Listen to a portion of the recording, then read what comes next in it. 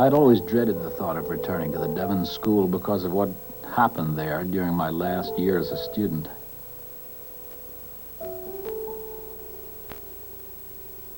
Now that I was back after all these years, I was surprised to see how peaceful it looked. Of course, the Second World War was going on then. That had made a difference, even at Devon.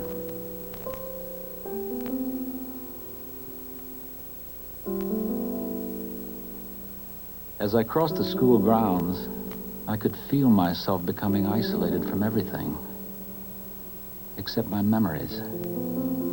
I knew that there was one place that I had to see. And as I started across the field toward it, all of the fear, the anger, the senseless rivalries I had lived with them returned. And that reminded me of Finny.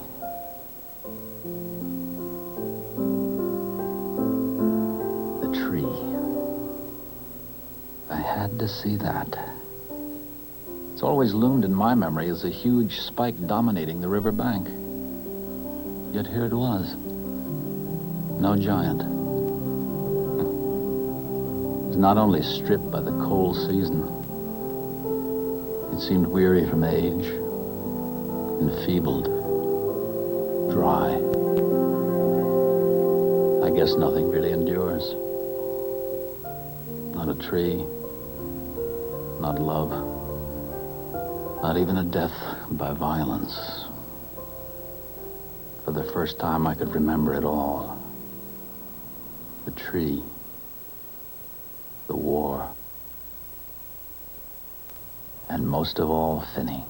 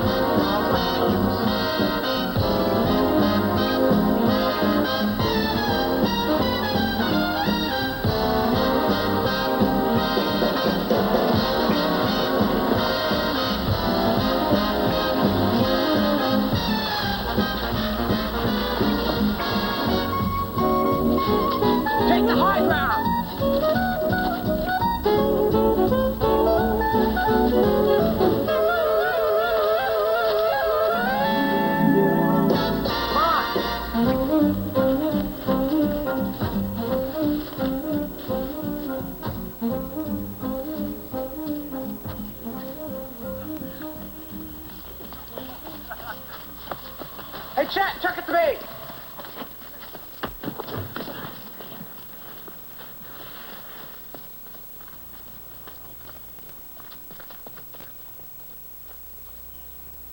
What I like best about this tree is it's such a cinch.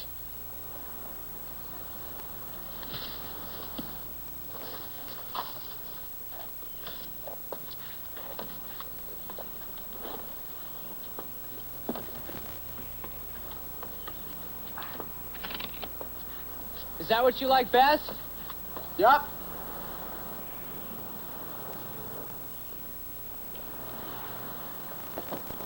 This is my contribution to the war effort.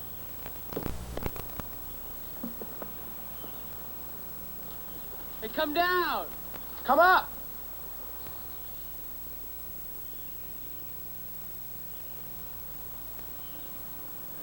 Don't do it.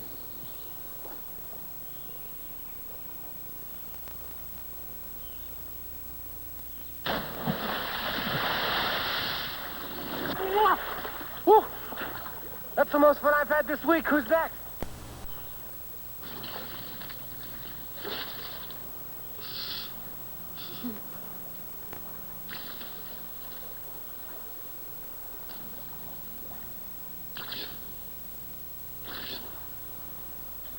All right, who's next?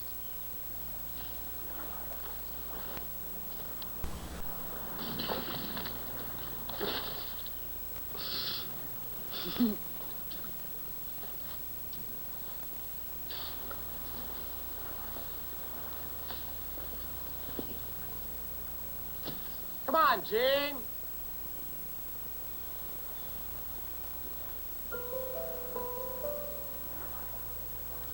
That's the way.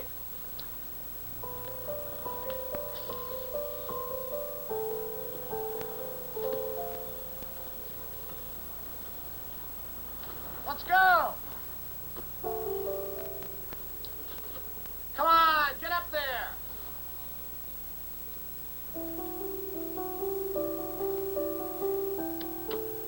Come on, hurry up.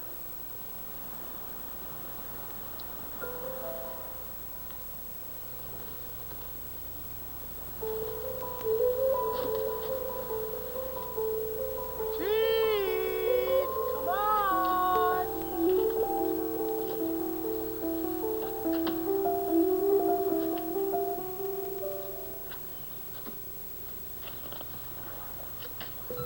Come on, Gene, jump. Come on.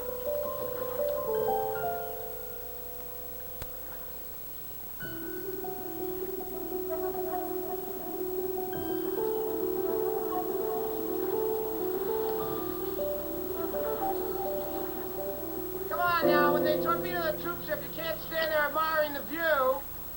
Jump, will ya?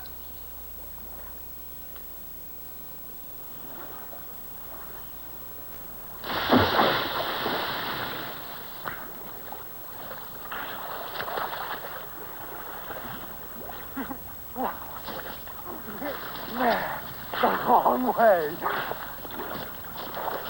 I think that was better than yours, Finny. All right, Brinker. Don't start awarding any prizes till you've passed the test. Gentleman, the tree is waiting. Finny, I'm not going to permanently damage myself following your silly lead. I detect a note of fear, Brinker. And I am unimpressed by immaturity. How about you, Leper?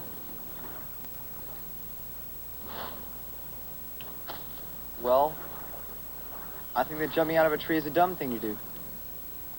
A tree should be looked at.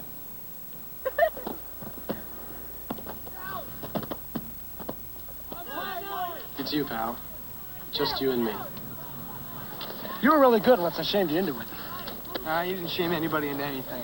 Oh, yes, I did. I'm good for you that way. You back away from things otherwise. I never backed away from anything in my life. Come on, we'll be late for dinner.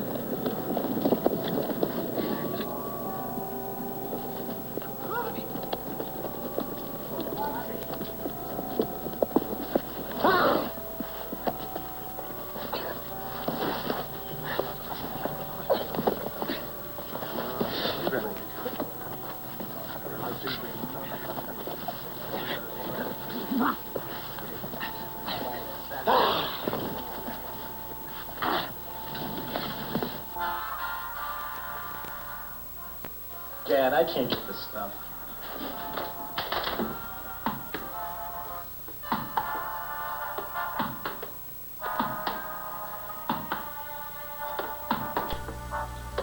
Hey, come on, Finny. I have a lot of work to do. I'd appreciate if you could keep quiet.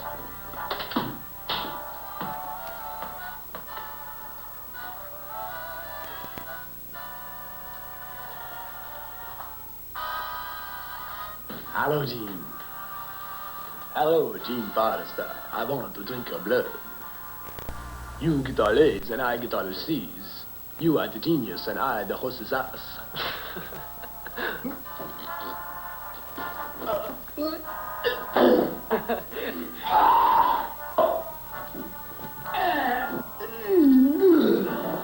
Hey, come on, stop clowning around.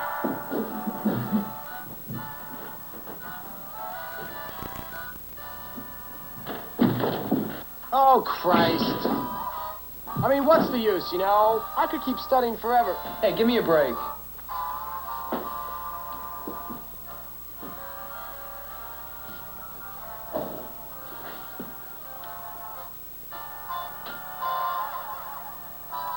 I'm saying my prayers just in case it turns out there is a God. Amen.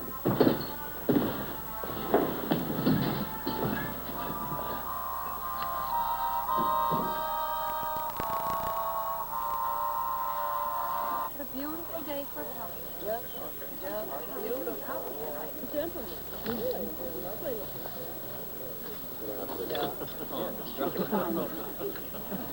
Thank you very much. Fingers of the knave before Tom.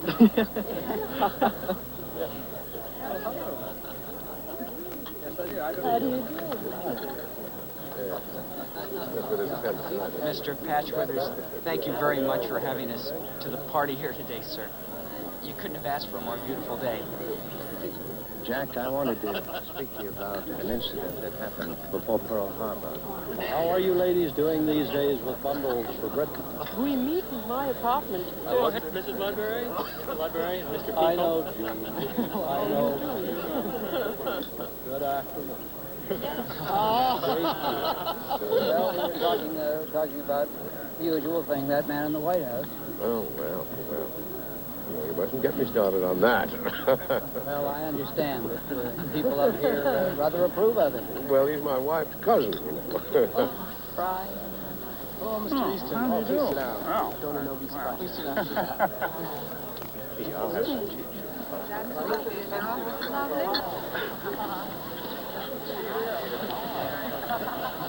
Are you one of these liberals? We try to include them. Would you like some of these? Then you know Pitt here. Yes, of course I know Pitt. Pitt's the older one. Rode very well. My friends, and indeed you are my friends. But, Madeline, do you remember... We're going to put you on the impersonation radio, Brinker. You're great at this. I think the best thing is to take it up with the trustees. They're meeting Tuesday. It certainly is pleasant here. It's nice of you to give this tea, Mrs. Patchwithers. As I was telling Jean, I read the other day we bombed Central Europe. As long as we don't hit any women or children or old people or hospitals, I think it's okay. Don't you? We have to be careful about works of art, too, provided they are of permanent value. A lot of nonsense. How do you expect our boys to be that precise? Thousands of feet up with bombs weighing tons. Look what the Germans did to Amsterdam. Look what they did to Coventry. Oh, but the Germans are not Central Europeans, dear. There is no permanent art in Central Europe.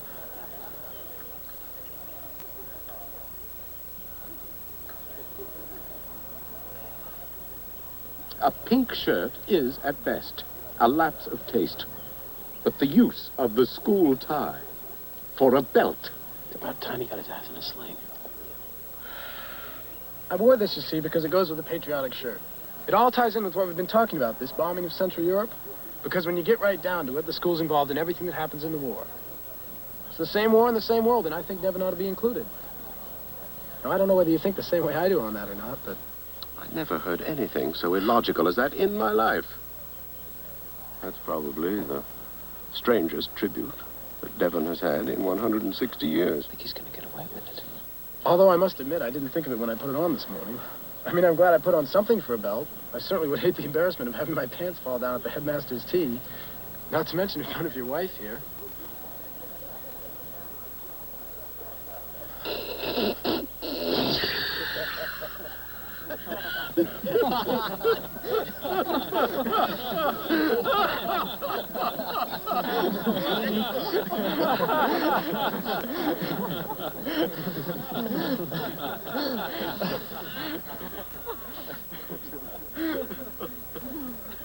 Oh, outrageous. all that talk? Boy. Yeah, it sure was boring. Who did most of the talk, by the way? Well, the headmaster was pretty windy, and his wife. Yeah, and, Well, you don't mean that I talk too much. You talk too much? How can you accuse me of accusing you of that? Hey, let's cut class and go jump in the river. The first person who says anything unpleasant gets a kick in the ass. I agree. Listen, are you still afraid to jump out of that tree? I'd say there's something a little unpleasant about that question. That depends how you answer it. I expect it to be a very pleasant jump.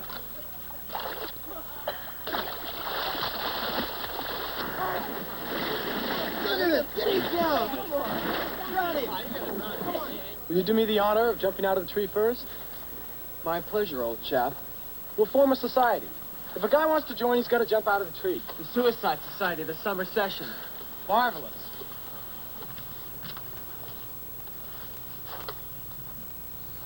This is a secret society. Naturally, you guys have guts, so you're all members. We have certain initiations. Naturally.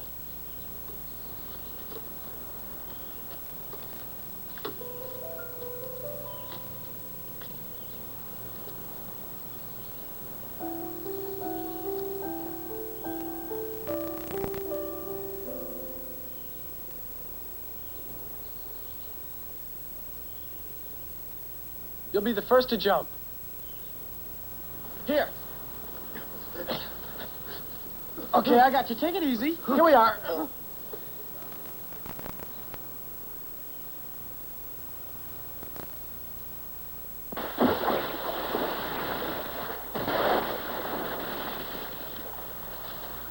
I changed my mind. I'm not interested in joining. But everyone must join. Right, Finny? I don't want to think about it. Well, then naturally you're out of the secret society. And I say good riddance. Not necessarily. But Finny, you said that Naturally. One member is entitled to abide. Well, I hardly think that's fair. Leper's got a yellow streak a mile wide, and everyone's aware of it.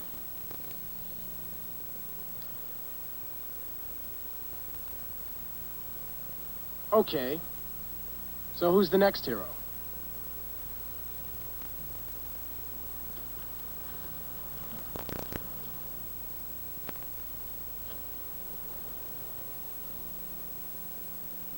You don't have to make allowances for me. I don't need charity. But we need you, Leper. You'd be doing us a favor to stick around. Thanks, Finny, for saying that. You're a nice person. Forget it, pal. A man like you is always needed.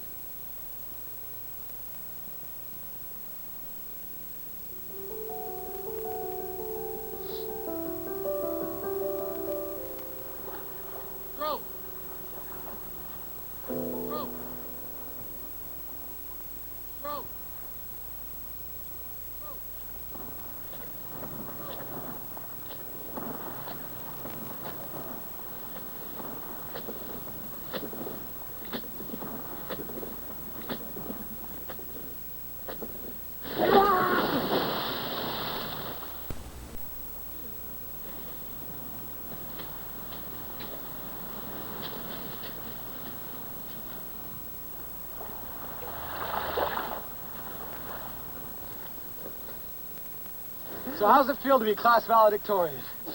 Well, I'll be lucky to get passing grades if you don't stop interrupting me. You know, I saw something today that literally stupefied me. And in my amazement, I decided to share it with you, old bean. Come on. Come on. A. Hopkins Parker. Who is this A. Hopkins Parker, anyway? I mean, I don't know anyone named A. Hopkins Parker.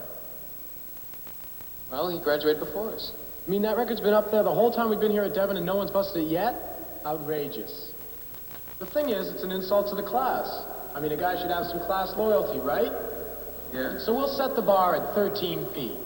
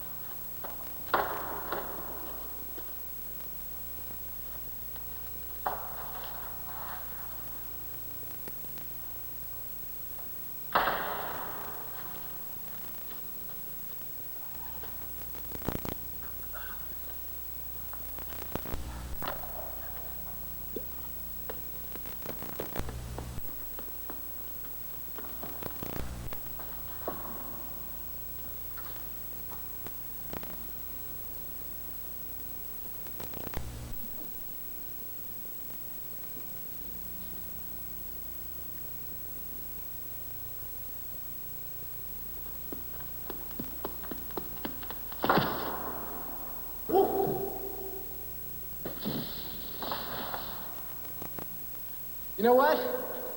I thought I was gonna do it. I felt as though I had a voice inside my head raising me higher than A. Hopkins Parker. But there aren't any witnesses. I'm no official judge. I don't think your new record will count. Well, of course it won't count. You can try it again and do it tomorrow. Forget it. Tomorrow we'll call the coach in here and all the official track and field judges. I'll telephone the school newspaper to send out a reporter and a photographer. I'm not gonna do it again. Of course you are. No, I just wanted to see if I could do it. Now I know. But I don't want to do it in public. Listen, we aren't gonna talk about this, okay? It's just between us. Don't tell anyone else anything about it, okay? Not say anything? But you broke the school record. Jumping indoors is screwy. So let's go swimming at the beach. Not a chance. I have to study. I've got an exam in trigonometry. Come on. Not me. I gotta work. How I love the kisses of Dolores. Ay, Dolores. Bubble, bubble, bubble. That's awful. That's really awful. What do you dislike most about my character? Your lethargy. I like that. I really do.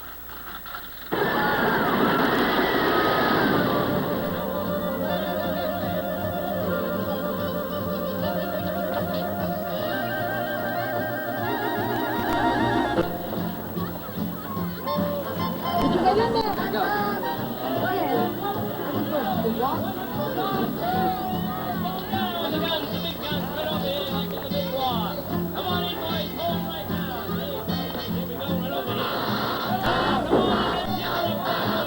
You're not going to have no bad luck in this war.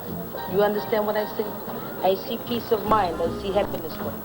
Too many things in your heart for each other. You'll be safe. Yes, beautiful day, lady. Hey, here we go. It's a beautiful day. Come on in and play. Get out of here. You're underage. Get out. Get out. Stay out.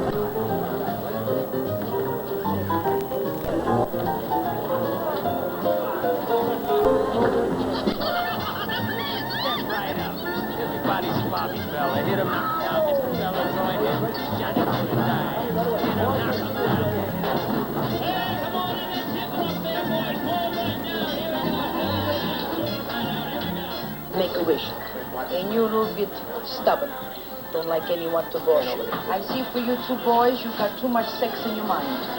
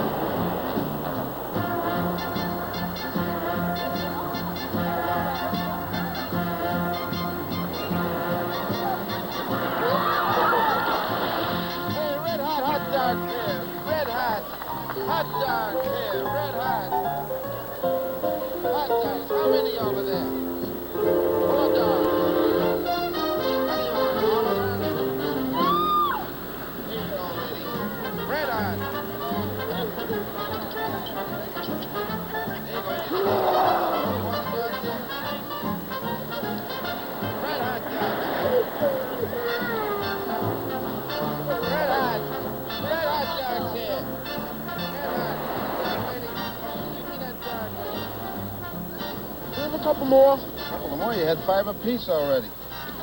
Get the money.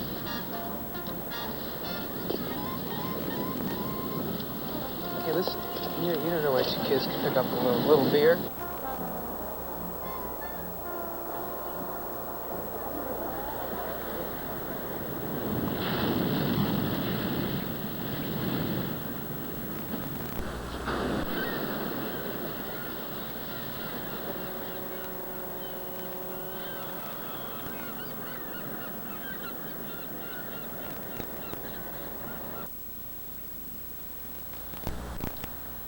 I hope you're having a pretty good time here. I mean, I know I dragged you away from school and you didn't really want to come.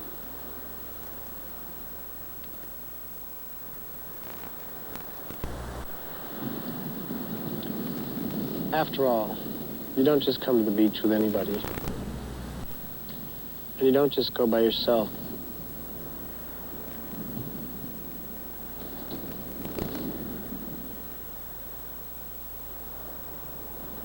In this teenage period in your life, the proper person to come to the beach with is your best pal.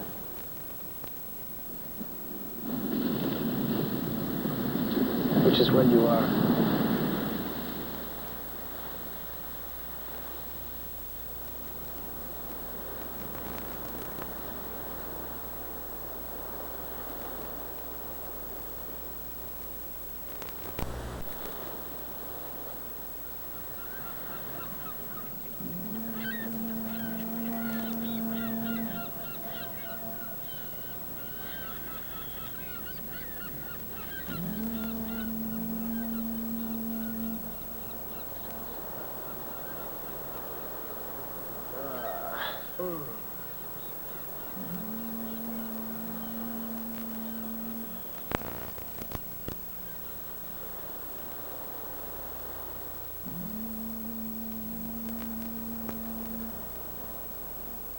It's time for a swim.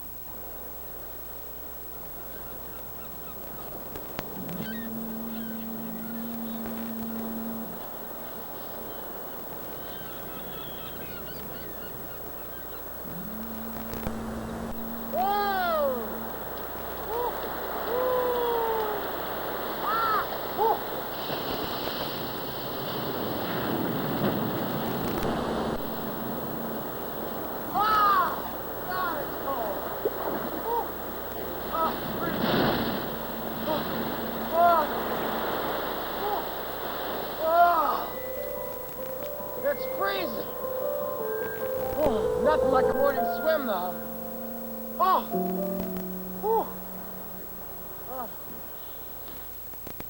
You're angry at me, aren't you, pal? No, not all. Ever since the beach, you've been acting funny. Really? I mean, I thought you wanted to go to the beach. I'm worried about something, I suppose. What? When you said we were best friends, you remember at the beach? Of course I remember. You are. When you actually said that? You thought I was conning you so that you'd break rules and stay on the beach and cut class. Forget it, I'm worried about something. You've got a fever. You're at death's door. I missed an exam this morning because of the beach, a really important one. Trigonometry. They gave me a 0 and it ruined my average. Is that what's bothering you? You'll get all A's anyway. Like always. You can make it up. Maybe. I'm not so sure. Doesn't do to be so emotional. You intellectuals are all alike. How would you know? Batty? Really? A. Hopkins Parker had no flab on his tummy. Okay, pal. Forget the test.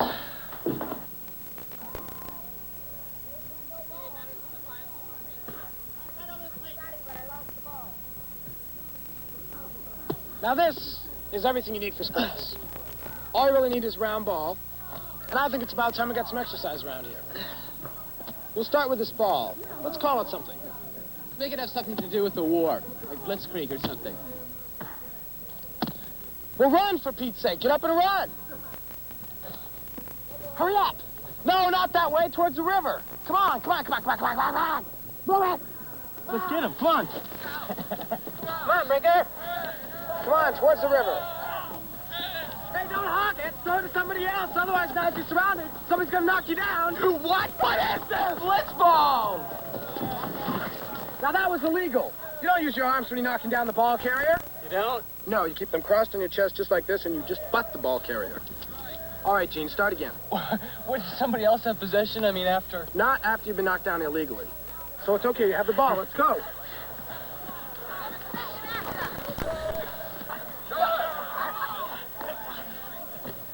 Oh! Hey, Brinker! Oh! Go! Knock him down! What are you, crazy? Knock him down! He's on my team. There aren't any teams in blitzball. We're all enemies. We're all enemies. Knock him down.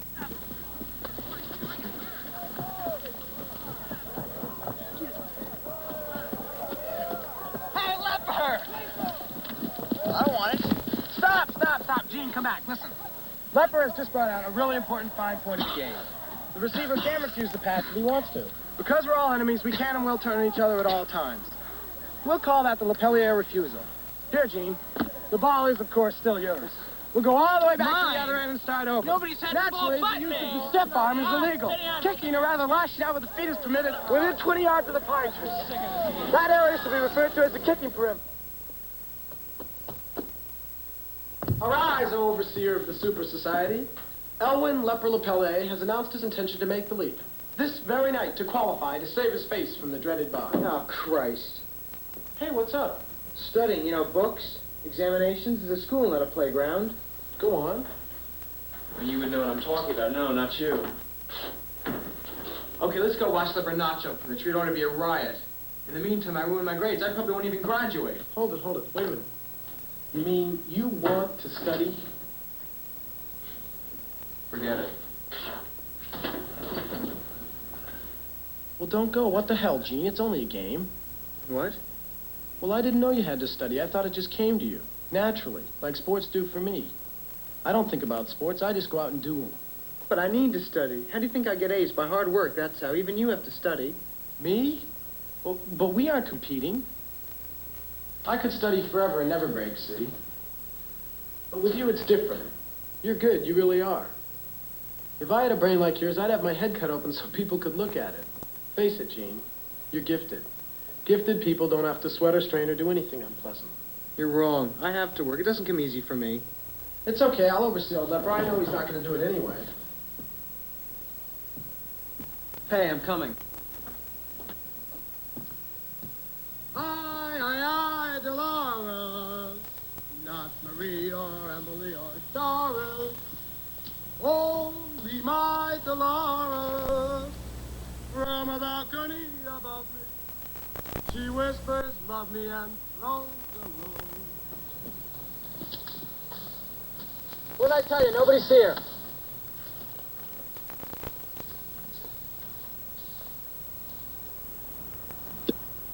Let's go. You and me, we'll go together. A double jump.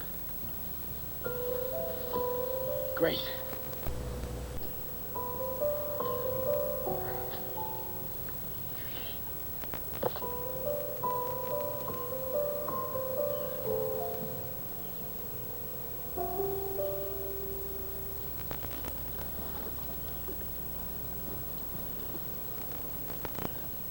Come on, let's go. Come on, let's go. Come on.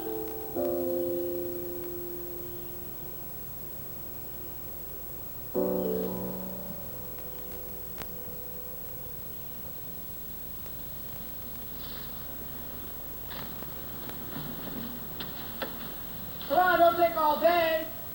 Let's go.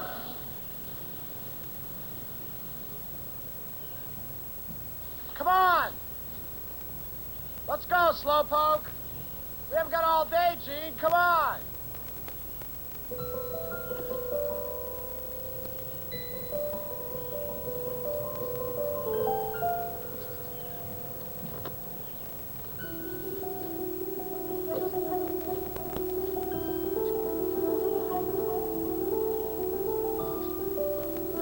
Come on. We haven't got all day. Let's go.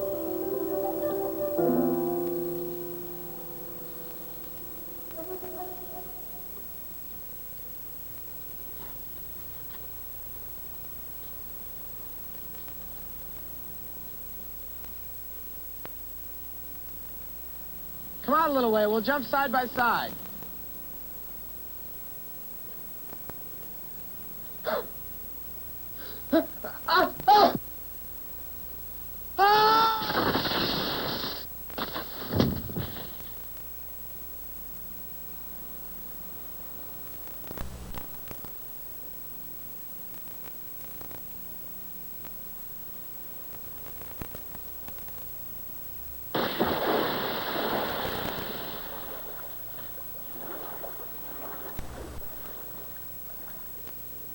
He's lucky to be alive. Although the tibia is shattered, he's improving. Finny will be all right. He must still be pretty sick. Well, it was a messy break, but we'll have him walking again. Walking again? Well, after a break like that, of course, sports are out. We'll have to send him home to recuperate. But he must be able to. I mean, if his leg's still there, you're not going to amputate it or anything, are you? I mean, it must come back the way it was. Why shouldn't it? Of course it will. Take it easy, Finny. Come on. Ready to take the ball. Get a good rest. Over the knees. All right. See you later.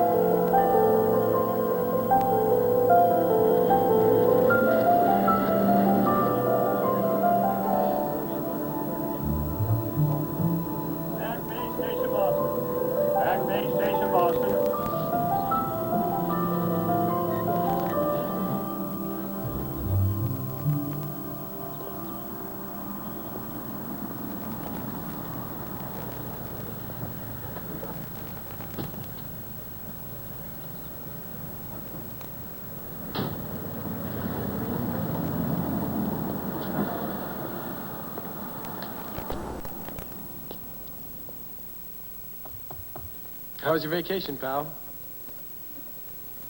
Well, I spent most of it thinking about you.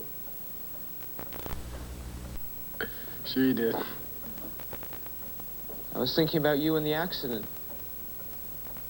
Well, that's friendship for you, thinking about me instead of enjoying yourself. I was thinking about... I mean, I made a special trip here instead of going back to school. I had to. I was thinking about the accident.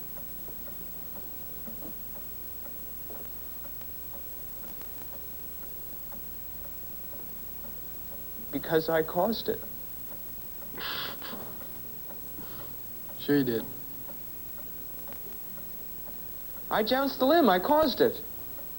I think I deliberately jounced the limb so you'd fall out. Of course you didn't. Yeah, I did.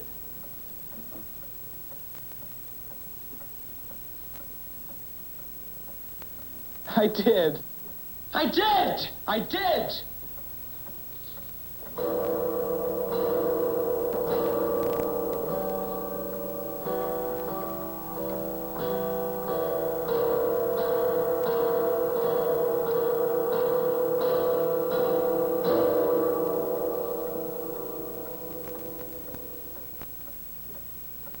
I'm gonna hit you if you don't shut up. Hit me? Hit me? You can't even get up. You can't come near me.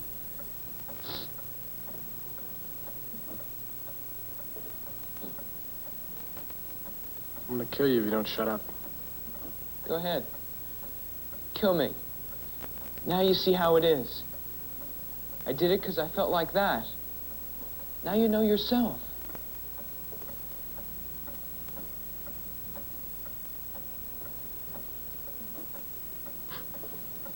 I don't know anything.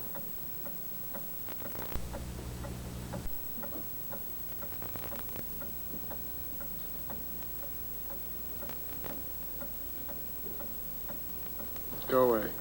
I'm tired and you make me sick.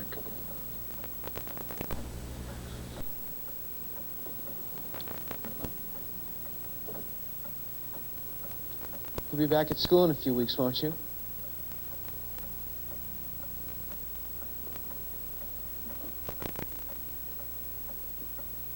Sure, I'll be back by Thanksgiving.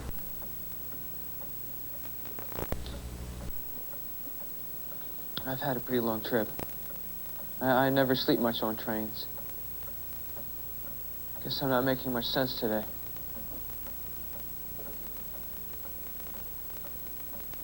Don't worry about it.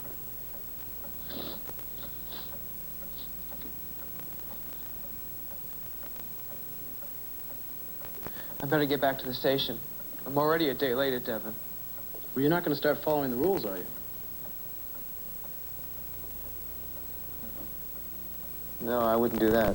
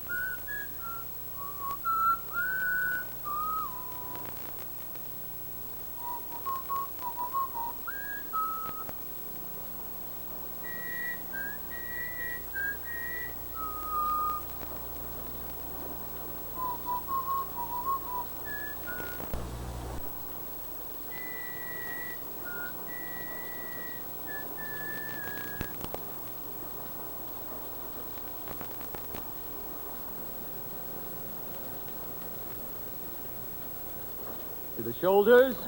Up. Ready. Up.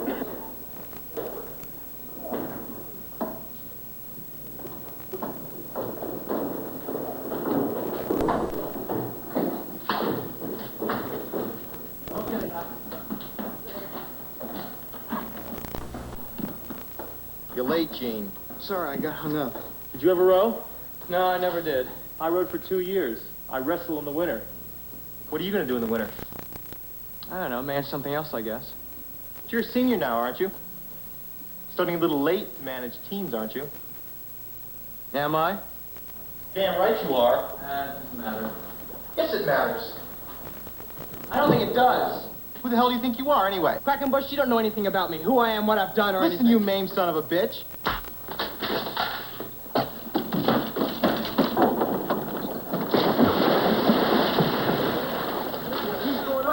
Out, boys. Next time you call somebody named, you better make sure they are first. Get out of here! You're not wanted here! Get out! Get out of here!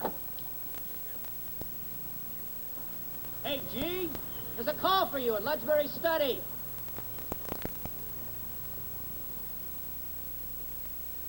Happy first day of the academic year. Thanks a lot. It's good to hear your voice. You sound, Stop stuttering. I'm paying for this. Who are you rooming with? Nobody. They didn't put anyone else in the room. Didn't think they would. Roommates are roommates, even if they do have an occasional fight. God, you were crazy when you were down here. Yeah, I guess I was. I guess I must have been. Completely off your rocker. I want to make sure you recovered. That's why I called up. I knew that if you'd let them put anyone else in the room, in my place, then you really were crazy. But you didn't. I knew you wouldn't. No, I didn't let them. So I spent all my money on a long-distance phone call, all for nothing.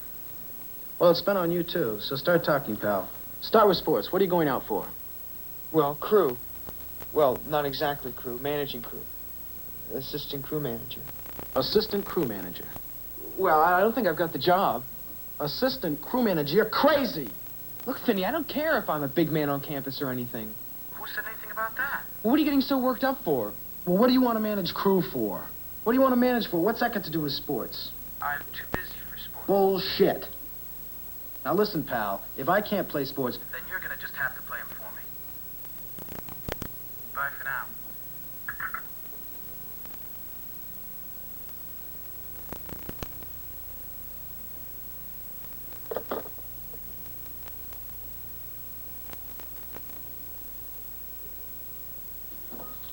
You should see how hard we were today. Coach, he said, "Hey, Gene." Hi, Ty. Hi, Brink. Hi. Hey, anyone got the time? It's about 5 minutes up. 5 minutes up. Jesus Christ, I gotta get out of here. See you later, you guys. See you guys. Bye. See you guys. So what's happening today? Anything exciting?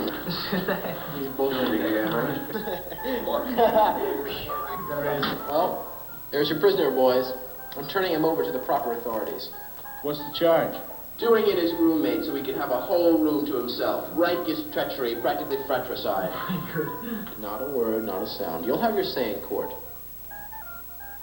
Brinker, you hang on to a joke longer than anybody I know. So you killed him? Well, not exactly. Our poor Finny is lying at this moment, home in the arms of his mom. Poor Finny. I didn't do anything to Finny. Nothing serious. Well, a little arsenic in his morning coffee, that's all. Trying to weasel out with a false confession. We know the scene of the crime. I and that funeral tree. No poison, oh no. Oh, you know about that tree? Yeah, the tree. Oh, yeah. Well, nothing much happened up there. Nothing very exciting, anyway. No, tell us about the tree. Well, first of all, I took all his money.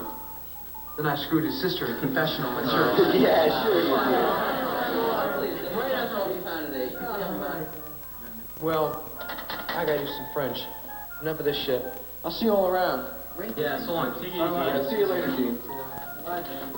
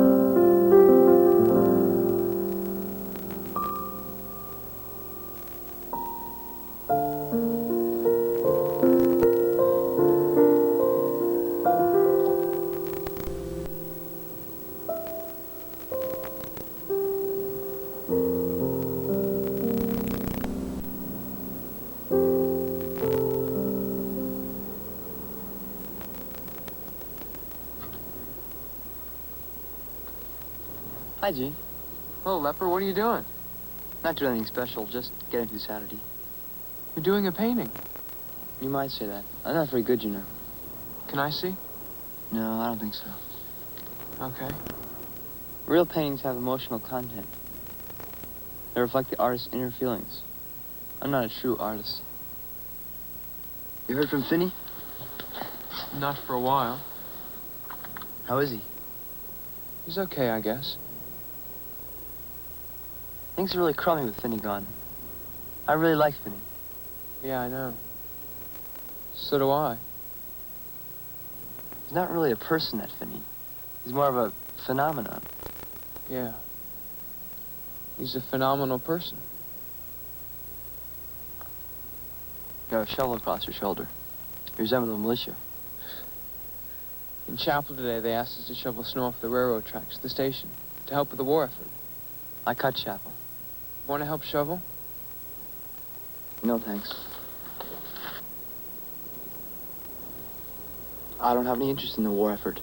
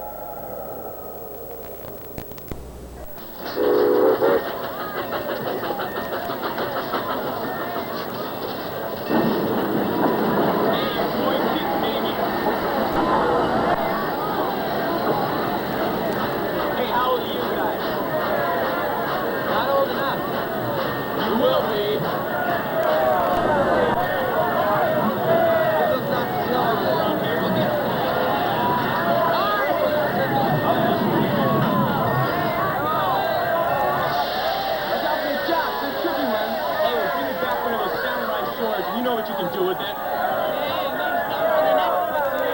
Where do you get some of that racing for your sister?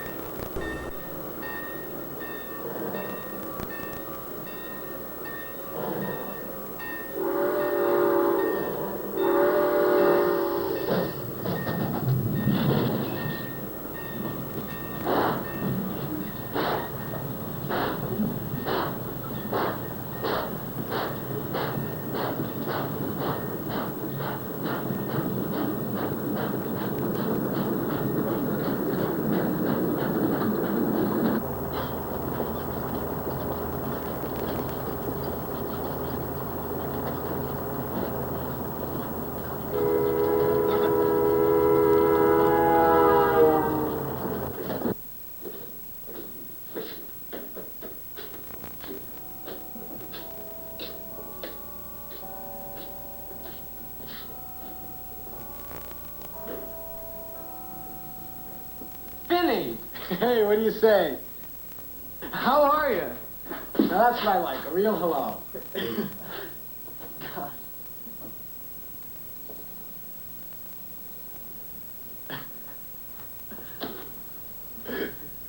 I'm glad to be back. I'm glad too. So what's been happening? Well, a lot of people are talking about enlisting. Oh, sure, the war. Brinker wants to join the Marines, so does Bobby. You know, to the shores of Tripoli. Hey, Gene, ready to enlist? Ready to enlist in what? Finny, you're back. Hi, Brinker, what do you say? so your little plot didn't work out after all. What plot? Yeah, you know Brinker always full of it. You know what I'm talking about. No, I don't. Yes, you do. You telling me what I know? Damn right I am. What's he talking about? He wants me to enlist. You know, run off and join the Marines. Yeah, I suspect we're officer material.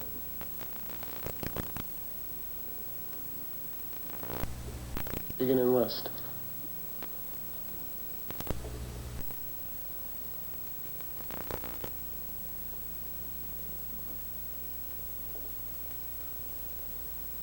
You've really swallowed this war crap. I don't think I get you. Well, you must really think the United States of America is at war with Nazi Germany and Imperial Japan. I most certainly do. You guys ever heard of the Roaring Twenties? Yeah, sure. Go on. You know, they all drank bathtub gin and everyone who was young did whatever they wanted to. Well, the old ladies in the stuffed shirts and the preachers didn't like that. So they arranged prohibition. But that didn't work because everyone just proceeded to get drunker. So they got desperate and they invented the Depression. And that kept people who were young in their 30s in their place, but they couldn't use that trick forever. So for us in the 40s, they cooked up this war fake. Who were they, anyhow? You know, the fat old men who don't want us encroaching on their jobs. They made it all up. There isn't any real food shortage, for instance. They all have the best steaks to live at their clubs now. You've noticed they've been getting fatter lately. First of all, you're speaking treason. Second of all, you're insane and quite ready for the loony bin. But Brinker, the whole world's already in the nut house. It's only the fat old men who understand the joke, though. And you? Yeah, and me. What the hell makes you so special? Why should you get the joke and all the rest of us stay in the dark? Because I'm sober, goddammit!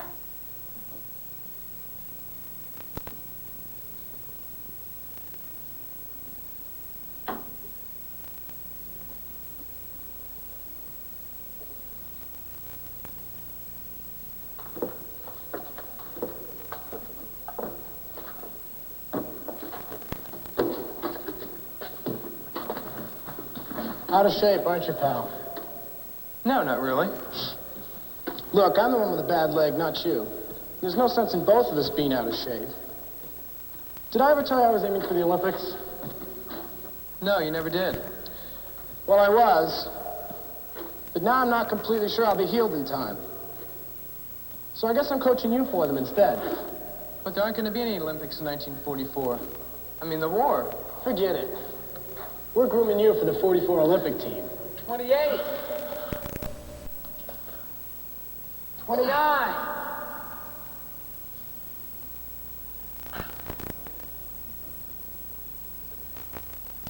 30. Great. In a week, you'll be able to do 40.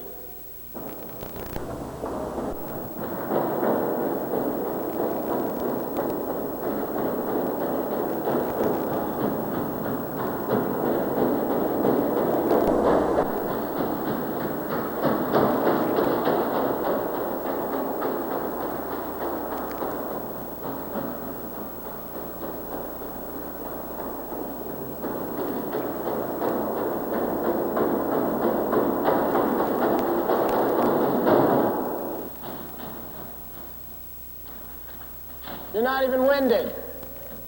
I know. You found your rhythm, didn't you? That fourth time around, just in the straight part there.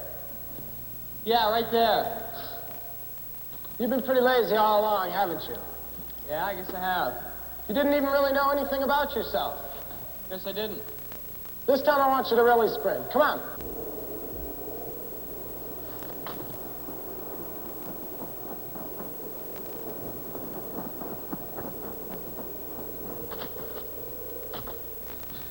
Beautiful. You cut 5 seconds off of yesterday. Hey, isn't that Leper? Yeah. I had no idea it was that good.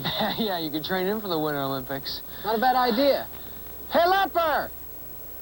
Leper! Leper, come here! Come on up! Come on, Lep! Come on, Lep.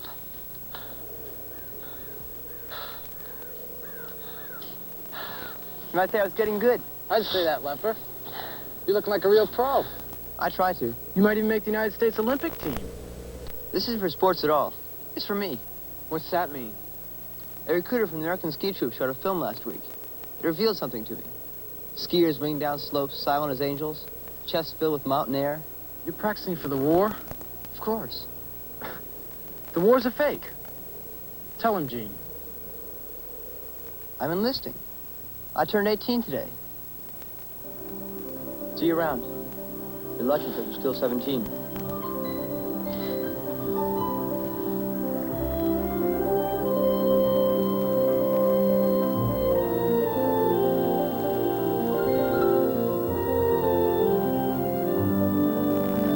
The date might be helpful. October 25, 1412. And of course you will need to know Crispin Crispian. What is Crispin Crispian? That is what you shall learn from the memory passage. Crispin Crispian. You have 1 week in which to memorize these lines. And we still have a little time before the end of class. So perhaps we should hear these lines. Oh, Mr. Ludsbury, we know how well you read Shakespeare, so would you read it for us? Why don't I read it? I shall do better than that. I shall act it for you.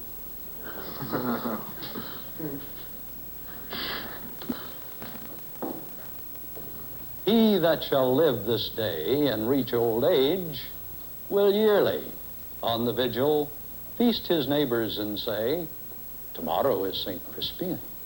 Then will he strip his sleeve and show his scars and say, these wounds I had on Crispin's day. Old men forget. All shall... You know what we ought to do next Saturday? We ought to form the Winter Carnival Committee. Cut it out, we don't have a Winter Carnival. We do now. Maybe there'll be a ski jump or some racist track. Familiar in his mouth as household words. Crazy. Are you gentlemen quite finished? Sorry, sir. Exeunt omnes. I do hope you'll be a little more attentive in Latin class. And that one.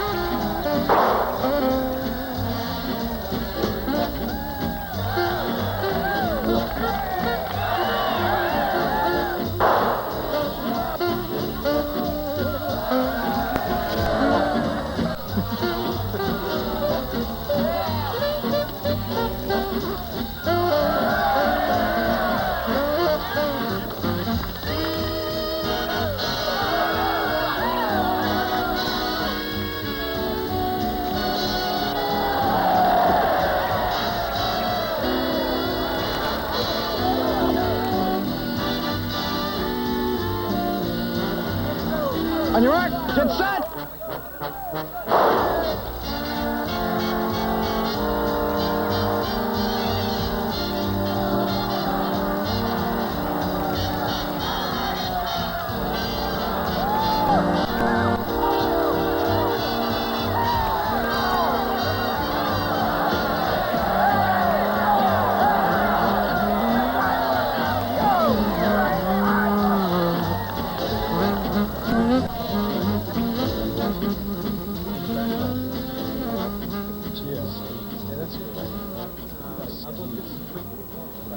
Damn it, Phineas. Let's get this thing started. Phineas, it's cold. I want to go inside. Oh, shut up, Brinker. Give me my prize. I want my prize. Phineas, what's next? You are. Give him some cider.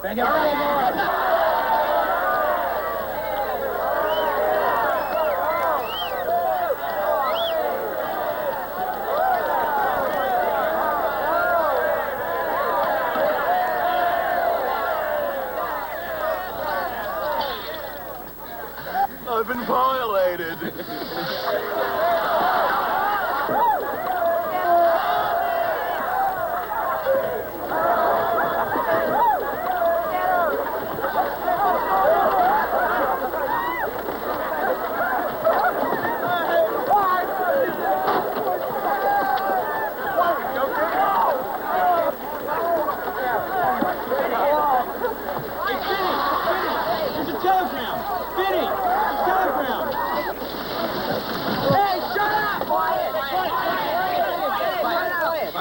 It's a telegram for Gene.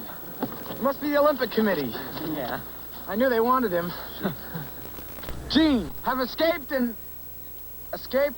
need help. I'm at the Christmas location. My safety depends on you coming. Don't let me down. Leper.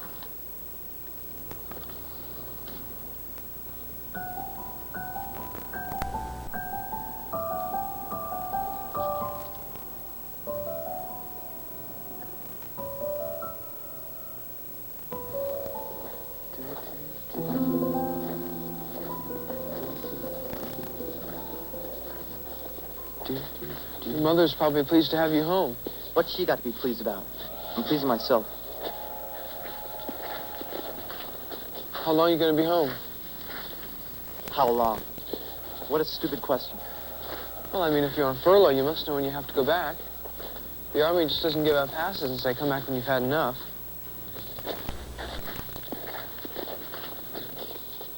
I don't have a pass. What? What's the matter, you deaf? I said I don't have a pass. Oh, no, you said you escaped, or I thought... I escaped. That's just what I meant. What do you mean nobody escapes from the Army? What the hell do you know about it? Well, nothing, I guess. I mean, I don't know what's normal in the Army. What a dumbass word, normal. I can tell what you're thinking. That I'm not normal. That I'm some sort of psycho. Say it! Stop it, Leper. They were going to give me a Section 8. That's for the nuts in service. It's like a dishonorable discharge, only worse, because you can't even get a job after that. They want to see your discharge papers. You're screwed for life, that's what a Section 8 means. Come on, Leper. That's tough shit for you, Mac. They've got you.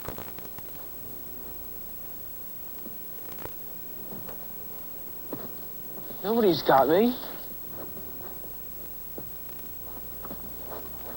Oh, they've got you all right. Don't tell me who's got me and who hasn't got me. Who do you think you're talking to? Who do you think you are? You were always the lord of the manor. A swell guy, except when the chips were down. You always were a savage underneath. I always knew that, but never admitted it. Like that time you knocked Finny out of the tree. Stupid, crazy bastard. You crippled him for life.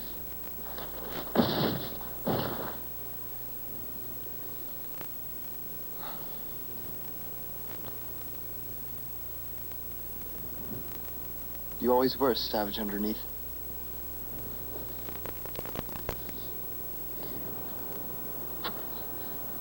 I'm sorry. I forgot myself. You said something crazy and I forgot. Your nerves, the war, you didn't know what you were saying. Did you come here to abuse me? I'm sorry.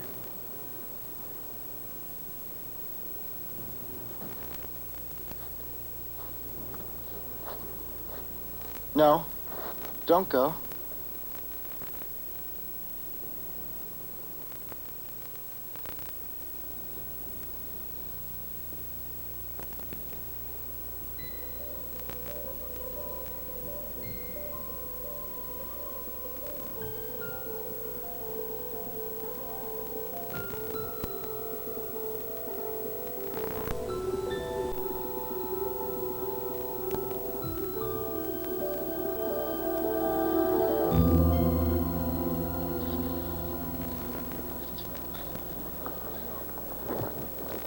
Leper's absent without leave, isn't he? Leper? I guess he just didn't like the army. He was too scared for it, wasn't he? You could put it that way. He panicked. He simply fell apart. He must be out of his mind to do such a thing. I'll bet he cracked up. Well, he did, in a way. Poor dumb Leper. What's he doing with himself? Well, he's very upset. He's afraid they'll find him and bring him back for trial. What's the matter with our class? It's not even June and we already have 2 guys out for the duration. 2? Well, there's Finny here. Yeah, that's me. Finny isn't out of it. Of course he is. Yeah, I'm out of it. So what? It's a fake. The war's an invention of fat old men. Sure. I'd like to begin this morning by making one thing perfectly clear. In a few months, most of you will be graduating, and at that time, it's going to be up to you to choose your own branch of service. But I'm not here, repeat, not here, to convince you to join any one branch over any other. There's a call of the... You've been avoiding the whole question of enlisting. I think I know why. It's Finny, you pity him. Pity him? Yes, and if you don't watch out, he's going to start pitying himself. Nobody ever mentions his leg to him except me.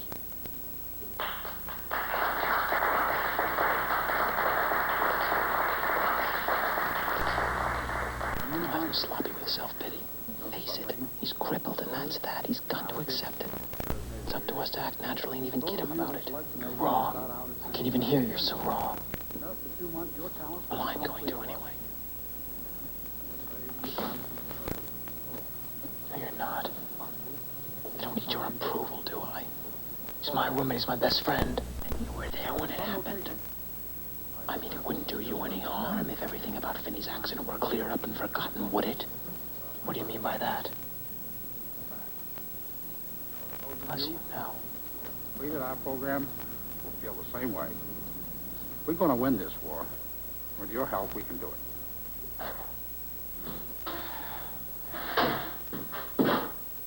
You better do this, pal. I'm completely lost.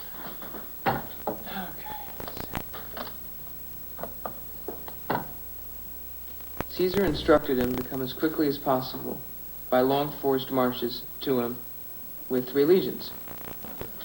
He himself, Caesar that is, sent cavalry to withstand any sudden attacks of the enemy. When the Gauls learned what was going on, they sent infantrymen. They scattered a selected band of infantrymen in ambushes, who, overtaking our horsemen after the death of Vertiscus, followed our disorganized men to our camp. I have a feeling that that's what Mr. Horn would call a muddy translation. But what's it mean? Well, that there means that old Caesar's in a lot of trouble. Oh, Jesus. Well, I have a sincere and personal grudge against Julius Caesar. I absolutely refuse to believe him. It's a dead language and a dead empire, and I say the hell with it. Naturally, I don't believe books and I don't believe teachers, but I do believe you. And if you tell me there's a Caesar, then maybe there is. You told me about Leper, that he's gone crazy. If a war can drive somebody crazy, then it's real, all right. I guess I knew it all along, I just didn't have to admit it. To tell you the truth, I wasn't completely sure about you when you told me how Leper was. But then I saw him myself. You saw Leper? I saw him hiding in the shrubbery next to the chapel. He looked up at me, and I went up to him, and he looked at me, but he didn't say a damn thing. He just looked at me like I was a gorilla or something. Then he ducked into Ludsbury's office. She must be crazy. But there isn't a damn thing we can do about it. I don't want to see him. I mean, there's nothing for us to do. Maybe Dr. Stanpole could do something, but... He won't talk to anyone about this because they just upset Leper. And he'd upset them. Anyway, that's how I knew there was a real war on. Yeah, there's a real war on, all right. I preferred yours a lot better. So did I. It's too bad you had to find out. Why'd you have to find out?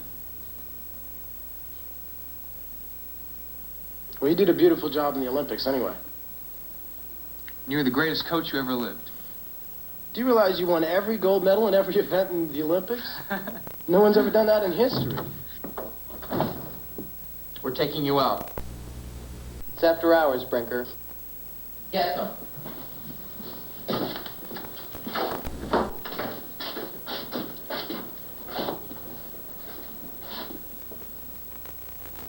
What is this? Is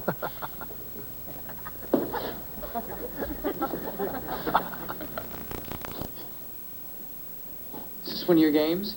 No, this isn't mine. Brinker, did you cook this up? What is this? What are we gonna do? Where are we going? Cut it out. Cut it out, you two. You're full of it, Brinker. Take them.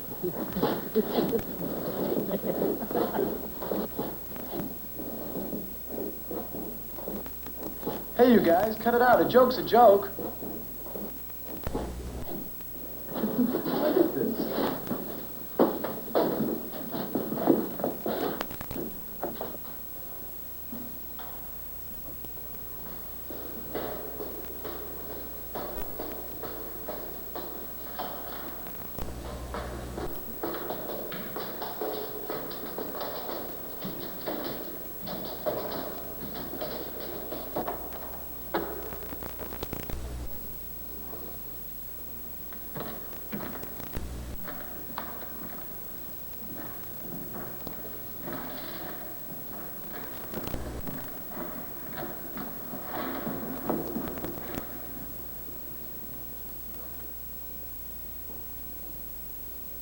All right, bring him in.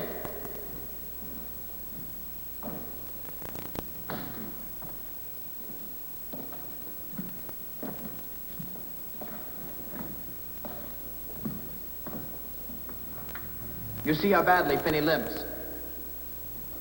Sit down. Take a load off your feet.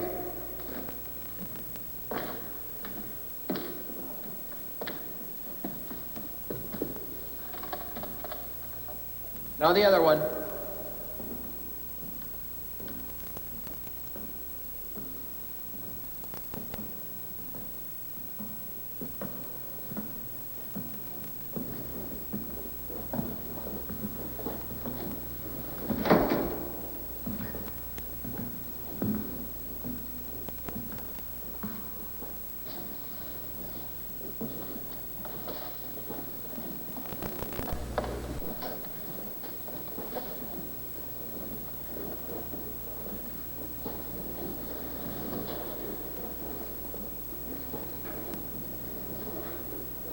Be seated.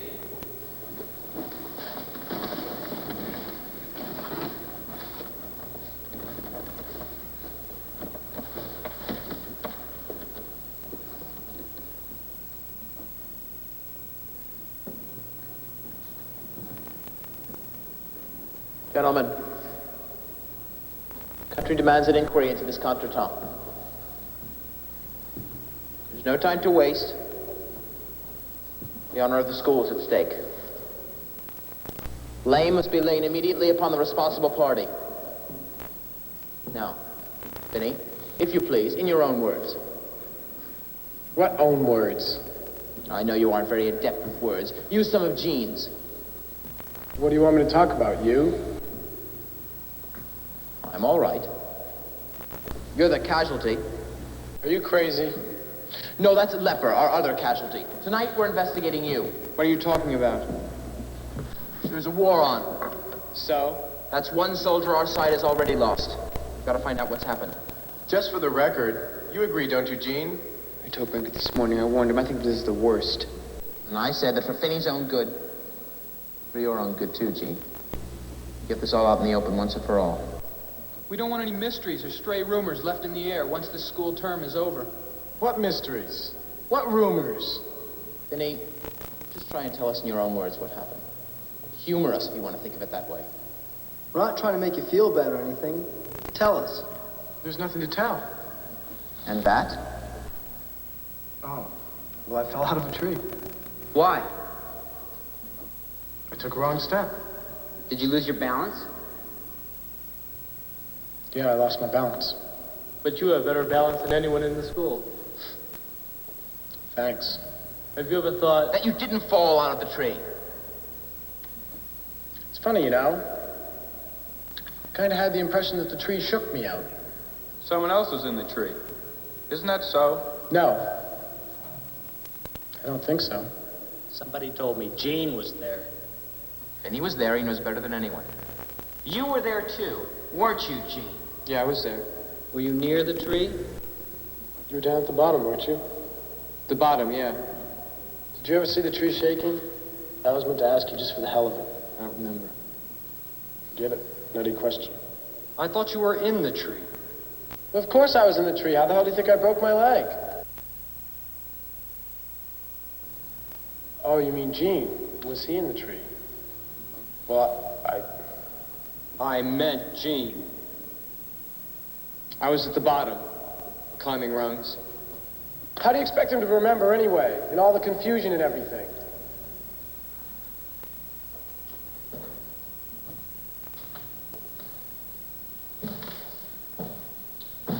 Kid I used to play with. Was hit by a car once when I was 11 years old. When I was 11 years old. I remember every single thing about it. Exactly where I was standing, the color of the sky, the sound the car brakes made. I will never forget anything about it. You and I are two different people. No one's accusing you of anything. Well, of course no one's accusing me. Don't argue so much. Look, we're not accusing you. I think I remember now. I remember seeing you standing on the bank and... Did I say? Do you remember? Yes, I said, let's make a double jump, because I thought if we went together, it'd be something that's never been done before. No. No. I was on the ground when I said that to you. I said that to you on the ground, and then the two of us began climbing the tree. The two of you began climbing the tree together. Was that it? And he just said he was on the ground. Or on the rungs. I said him I'd been on the rungs. Leper was there, wasn't he? Yes. Leper was there. Leper always was the perfect person for details. It's too bad he's not here. He could clear up this whole mess. There is no mess. Leper's here.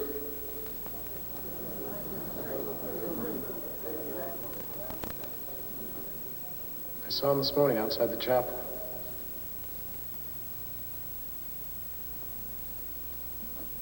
He ran into Ludsbury's study. But don't go get him, please. Go get him. He might still be with Ludsbury. Short recess in deference to our key witness.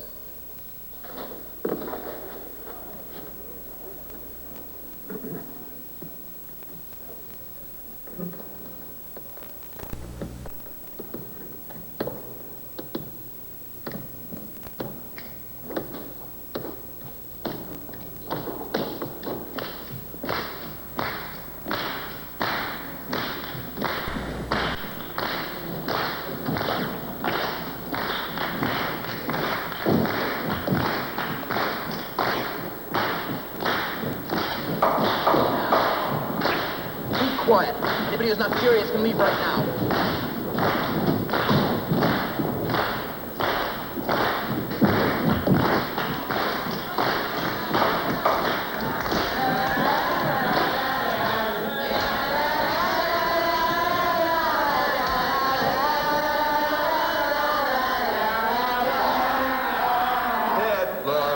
The only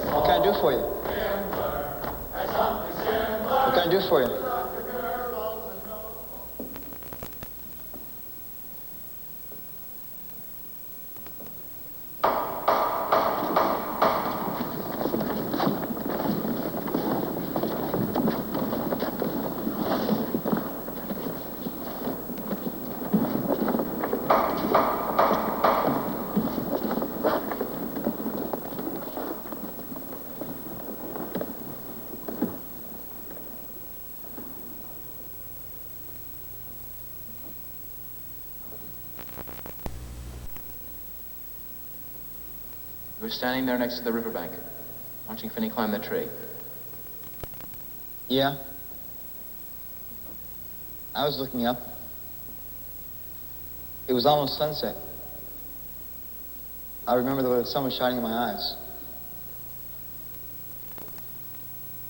So you couldn't really see. What did you see? Could you see anything? Sure.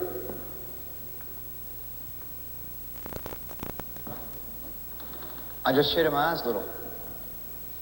Like this.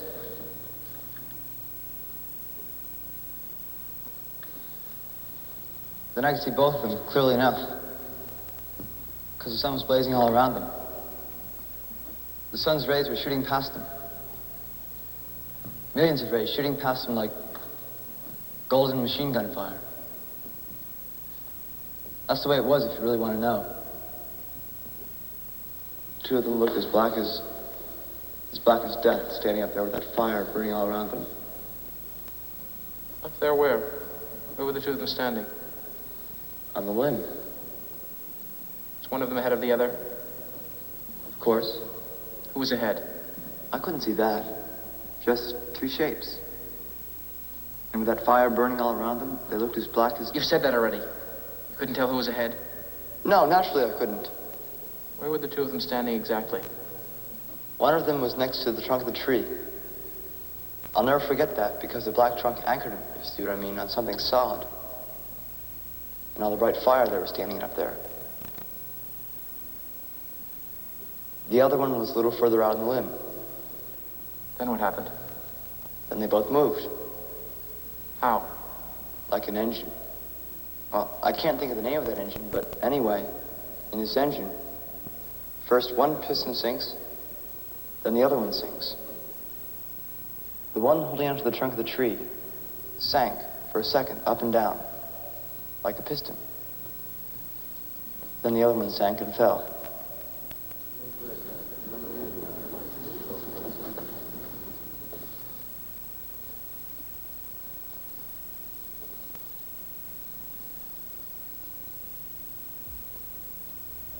Then the one who moved first shook the other one's balance. I suppose so. And he was the one who fell. In other words, Finny moved first or second? I don't intend to implicate myself. I'm not going to tell you everything and then have it used against me later. You always did take me for a fool, didn't you? Well, I'm no fool anymore. Leper, this is very important. So am I. You be the fool. You be the fool now, bastard.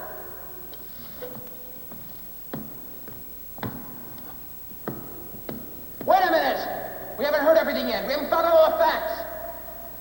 You get all the facts, Brinker. You get every freaking fact in the world!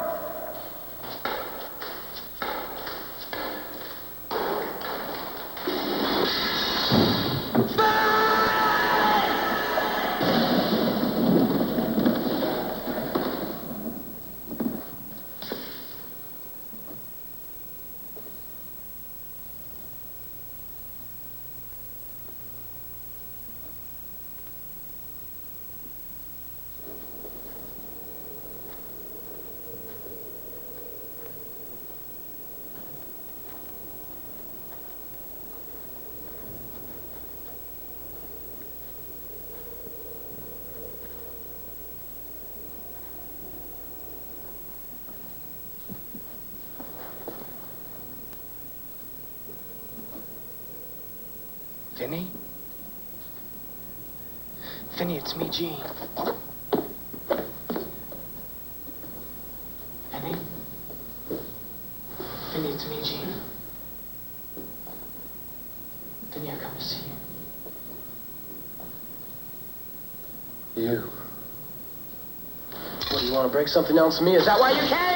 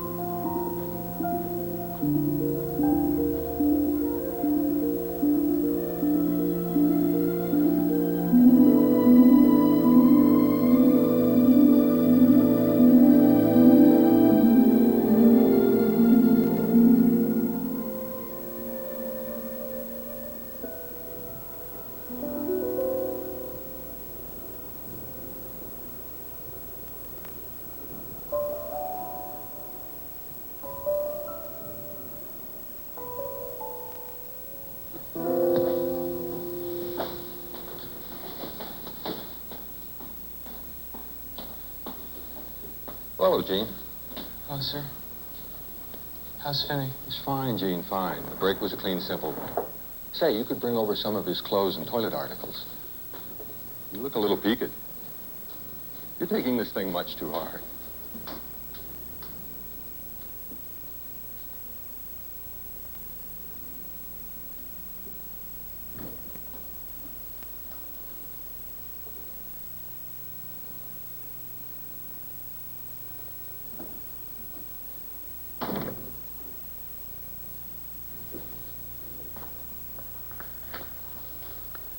Put the suitcase on the table.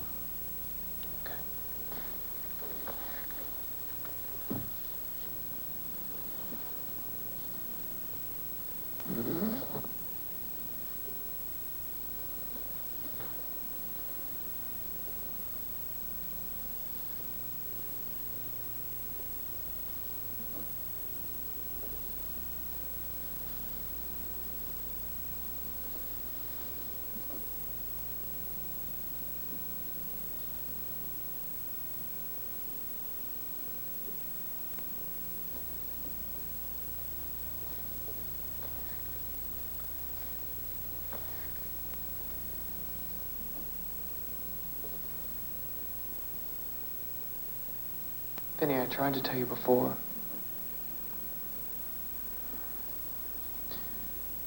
I tried to tell you the first time.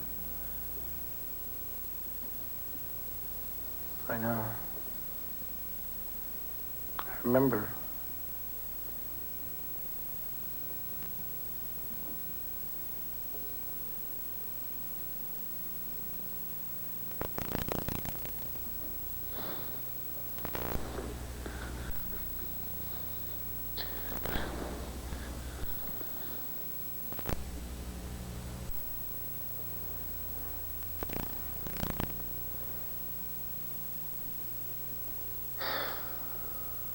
I wish to God there wasn't a war.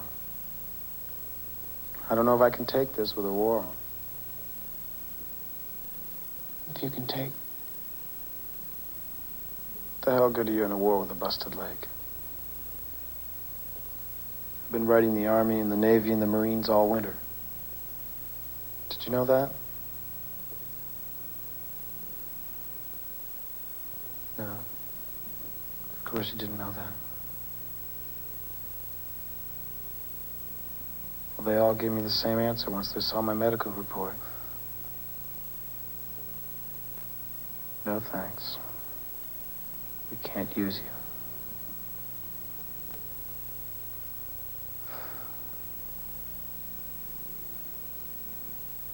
I wrote the Merchant Marine, the Coast Guard, General de Gaulle personally.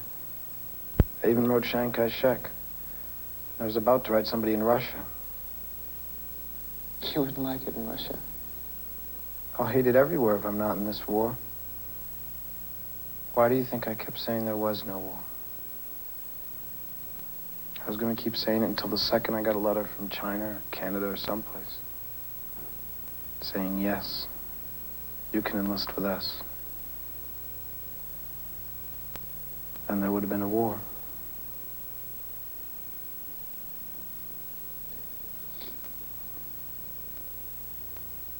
You wouldn't be any good in the war. Even if nothing could happen to your leg.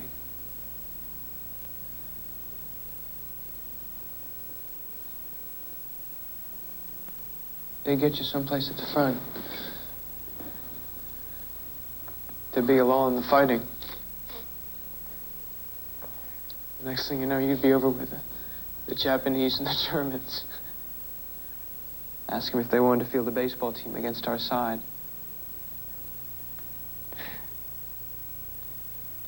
You'd be sitting in one of their front posts teaching them English. You get things so screwed up, no one would know who to fight with anymore.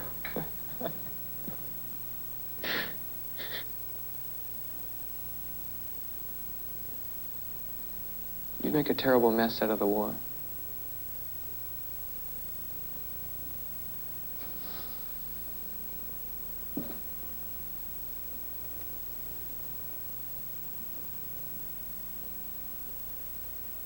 Some sort of a blind impulse you had in that tree there.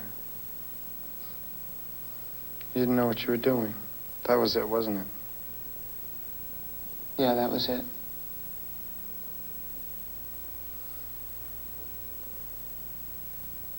But how can you believe that?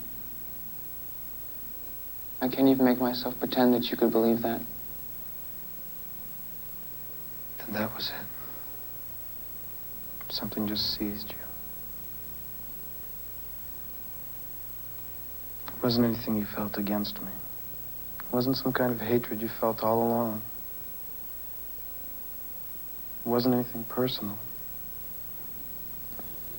No. But I don't know how to show you. How can I show you, Finny? Tell me how.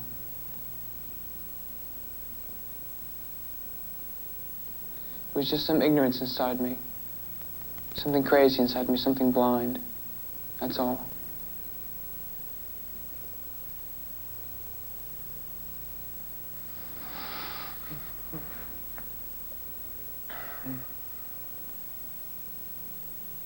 I believe you. It's okay because I understand. I believe you. You've already shown me.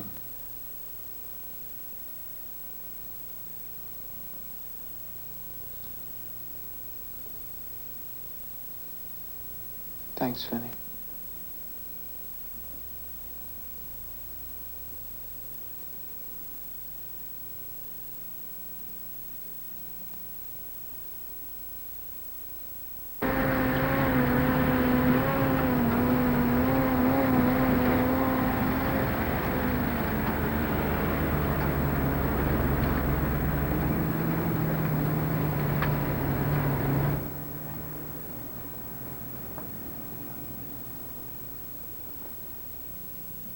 See all those trucks?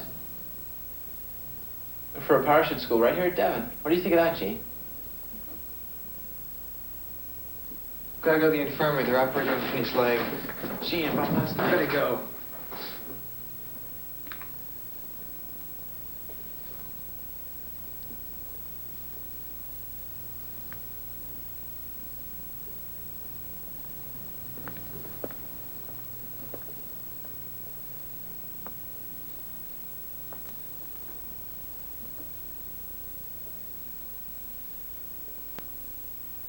Well, how is he?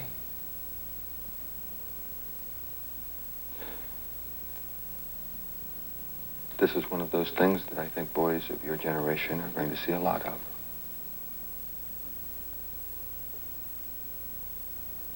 Your friend is dead.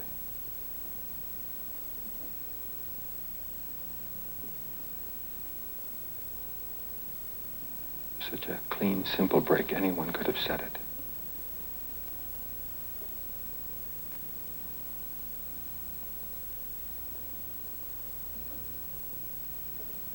Of course, I didn't send him to Boston. Why should I?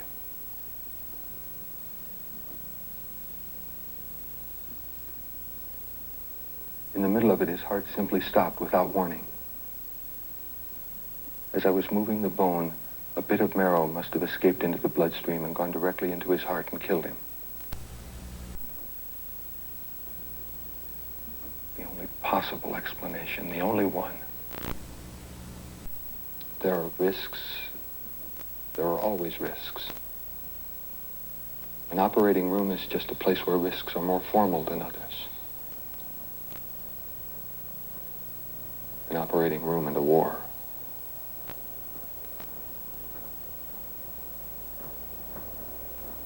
Why did it have to happen to you boys here? You're at school. So soon.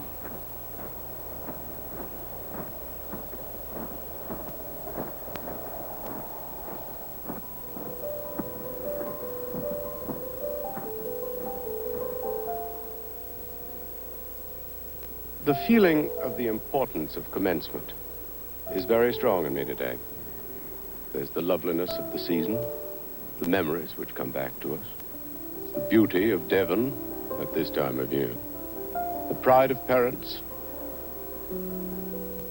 the ambitions of the graduates. I speak for the faculty as well as myself in congratulating you on the receipt of your diplomas. They stand for hard work well done. You have been here in difficult days, and you've met these days like men.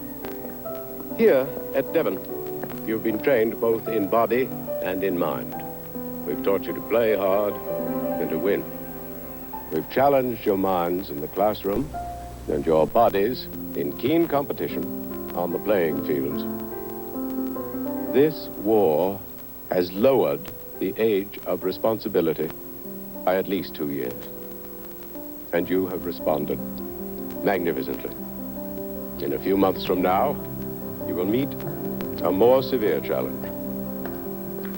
Some of your teachers and classmates are already fighting in distant lines. Some are already casualties. Now, you too will be asked to fight with guns and bombs against an enemy whom you have never met. None of you has ever been asked to kill before.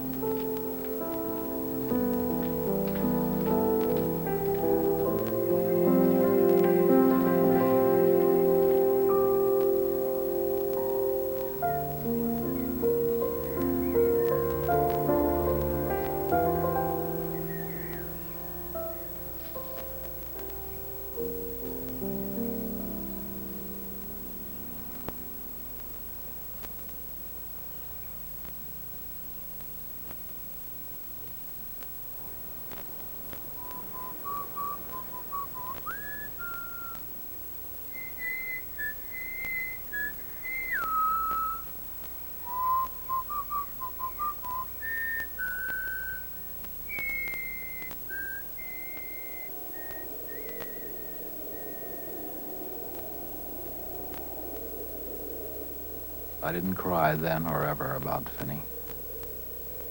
I didn't even cry when he was being lowered into the burial ground outside of Boston. I couldn't escape the feeling that it was my own funeral. And you don't cry in that case.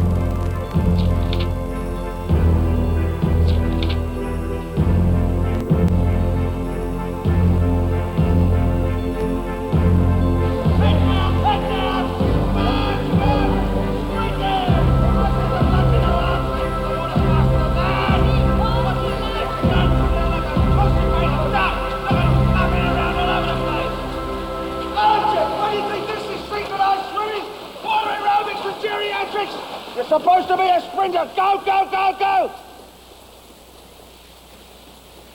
Mario?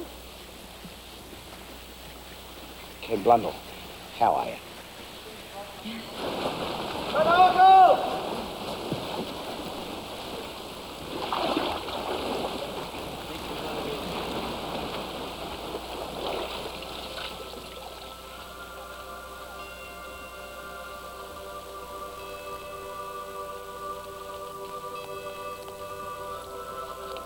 David Van Arkel, Mariel Hislop.